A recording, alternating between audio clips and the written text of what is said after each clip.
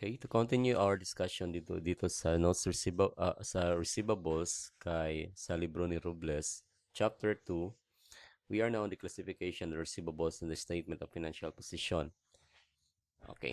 Now, there are two classification in the presentations. Either it could be presented under the current or non-current. Okay, dalawa lang 'yan. Okay. Now, I would like to emphasize that in this presentation, there are factors that would dictate whether you have to present that under the current or non-current. Una, ang unang factor is this a trade receivable? Okay. Bakit nagiging factor yung trade receivable? Now, remember that the trade receivable is our receivables coming from the ordinary course of business. So, ito yon. Okay? Meaning from the sales. So, sabi dito, pag galing yan sa sales, ang ating only, ang ating only na classification is current asset siya always. Why? Kasi, ang reason, because always, those receivables na yan are always collectible within the entity's normal operating cycle. Ibig sabihin yan, always pa yan or walang any case that the collection of the receivables are going beyond the normal operating cycle. So everything that falls within the normal operating cycle period, that is a when say normal operating cycle, that's the time that you use the cash to purchase up to an inventory until such time this inventory is converted to receivable, then to cash collected. So makikita mo, yung panggagalingin is yung paggamit mo ng cash to purchase at saka yung pagkolekta mo ng cash after na mabenta mo siya at saka naging AR at saka hanggang sa nakolekta mo yung accounts receivable. So you can see that yung AR until sa cash collection is pasok siya sa buong normal operating cycle. So ito yung normal operating cycle. Ito yung total na normal operating cycle. So that's why sinasabi dito na classified siya generally as current assets. Why? It's because ang collectible naman, they are collectible within its normal operating cycle. So yun yung unang factor natin. Trade ba yan or hindi? So pag trade yan, we generally classify that one as current assets. Second, okay?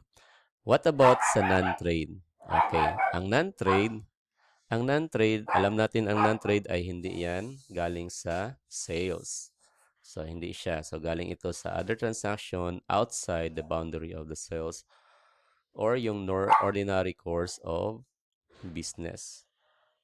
Therefore, ang sa kanila naman, hindi ma-apply sa kanila yung tinatawag natin na normal operating cycle. Kasi wala naman dyan sila sa story na yan. Kasi ang normal operating cycle is that we're only talking about the story of inventory from being purchased and paid by cash and until such time that it is converted into cash. Okay? So, yung non-trade, yung only na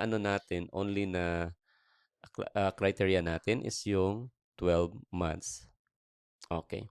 So, kung mga non-trade na mga receivables, kung sila ay makokolekta within 12 months, then they are to be classified as current assets. Otherwise, kung beyond sila 12 months na makokolekta, then it is classified as non-current assets. So, again, less than or equal or within or less than 12 months, ano sila? Non-current. Current. Pag more than 12 months, non-current assets. I would like to emphasize this one kasi sinabi nito uh, regarding sa subscription receivables. Okay.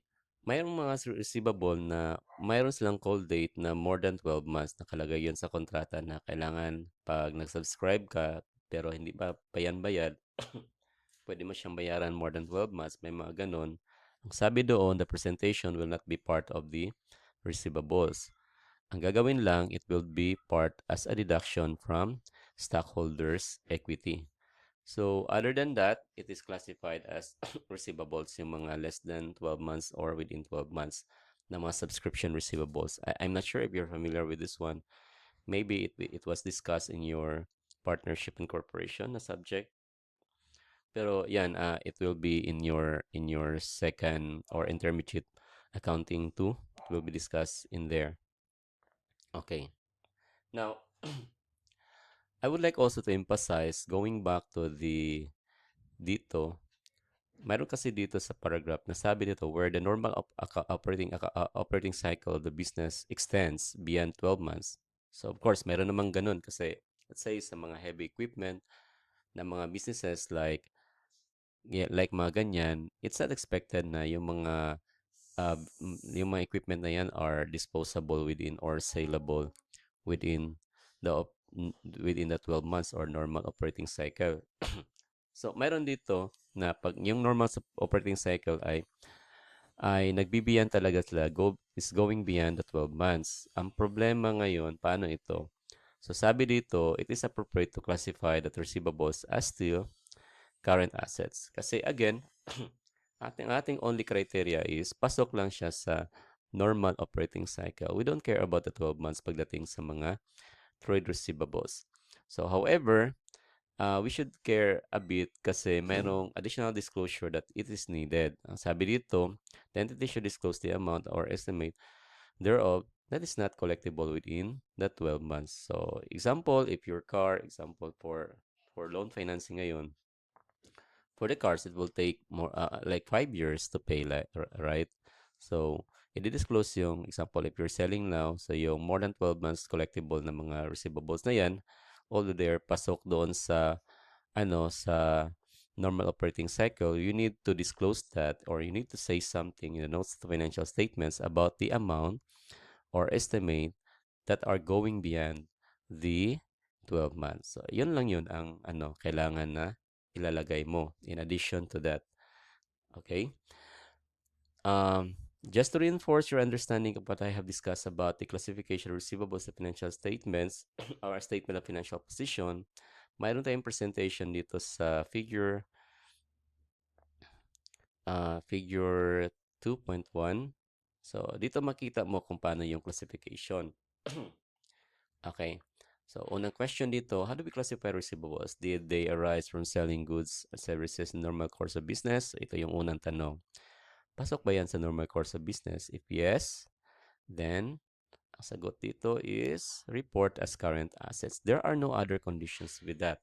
Kasi it is always assumed or presumed that the goods that are arising from the normal course of business ay laging within the yung tinatawag natin na normal operating cycle. So, kaya always siya as current assets.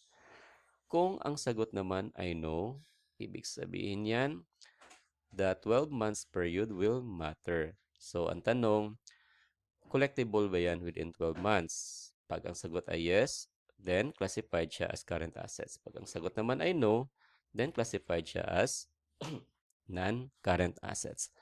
So, klaro ba yan? I hope na klaro yan sa inyo. Okay, now to continue our discussion, dito naman tayo sa initial recognition. This is the first time that we're going to record our accounts receivables or any form of receivables to our financial statement. Based sa IFRS 9, sabi dito, so as I said kanina, ito yung IFRS 9 at saka IFRS number 15 are the IFRS that will be used to apply kung ano yung mga rules in the initial recognition, measurement, etc. at saka yung mga disclosures. So sabi dito, an entity shall recognize financial asset in the financial statement position when and only when and only when the entity becomes a party. So when was that? Kung nagkaroon ng contract. Okay. So mayroon ng sales, of course. So ikaw ay ano, I deliver this one, and we have a receivables. So the entity recognize the trade receivables simultaneous. Sabayan. Meron kang receivables, meron kang related revenues. Kaya kung mag-entry ka, kung mayroong AR debit side, then there is a credit side na sales. So sabay yung dalawa. Trade receivables are initially measured at the transaction price. So, ang tanong naman is yung amount. Ano naman yung ano natin? So, ang sagot dito, transaction price. Yung transaction price naman ay si IFRS number 50 naman yung bahala. Okay? Kasi it's dealing with the revenue from the contracts with customers. So, ito yung amount na in-expect ng entity na ma-receive niya in exchange kung ano yung dinideliver niya na goods or services to a customer. Okay, to be specific, you can find that at paragraph 47 under IFRS number 15. Okay, now in here, so recognition it's not simple as that. We have a lot of transactions by, um, of course, this is based on some practices in the ground. Doon tayo magsisimula kasi we need to understand kung ano yung nangyayari and we need to apply the principles behind that or yung mga rules that are given by these two IFRS. Okay. Una dito is mayroon tayong accounting for accounts receivables and related revenues. Okay. So first is we have trade receivables on open accounts. So we call this one as accounts receivable. Not evidence by promissory note kasi pag halimbawa if that is evidence already of the promissory note, ang tawag na dyan is notes receivable, NR na. Okay? Okay. So we call that one as again accounts receivable. These are evidence by sales, invoices, yun lang, delivery receipts or whatever document that will support with the transactions. Of course, it must be recognized by both parties. First thing that we're going to deal with this type of transaction, accounts receivable, ay yung pag-i-involve po ng trade discount. Ito yung ibinibigay doon para maka-reduce naman ng babayaran yung customer. Trade discount ay ibinibigay yan because of the volume, yon quantity discount, yung mga ganun, or may mga are means to convert the catalog list price into prices. Yung mga binibigay na ganyan na outrightly pag bumibili ka, there is no any other condition aside from the volume. There's no period condition. I mean time factor. You are going to avail that as a customer, the trade discount. So dito ang problema dito is medyo technical siya because there's a way on how to compute the trade discount. It is not just simple as okay, may trade discount ka 20%, yun lang. Kasi may trade discount different level kasi mayroong trade discount 20 at first then another 10% na trade discount. So ang tanong, paano yun i-compute yung mga ganun? Okay? Um, well, anyway, whatever is the discussion of the trade discount, it's not really relevant, but it gives us, a background about what is the trade discount. So sabi dito, trade discounts helps avoid frequent changes in catalogs and conceals the actual invoice price. Kasi parang ang ginagawa nila is mamahalin nila yung mga gusto ipamahal nila yung pag-display doon sa presyo pero ang totoo naman ay mababa siya. So yung trade discount will deal with a discrepancy of that. So trade discounts are not recognized in the financial accounting. So take note of that. So itong trade discount ay dinideduct ito immediately kung ikaw ay once na mayroong sale. Immediately dideduct yan yung trade discount. Okay.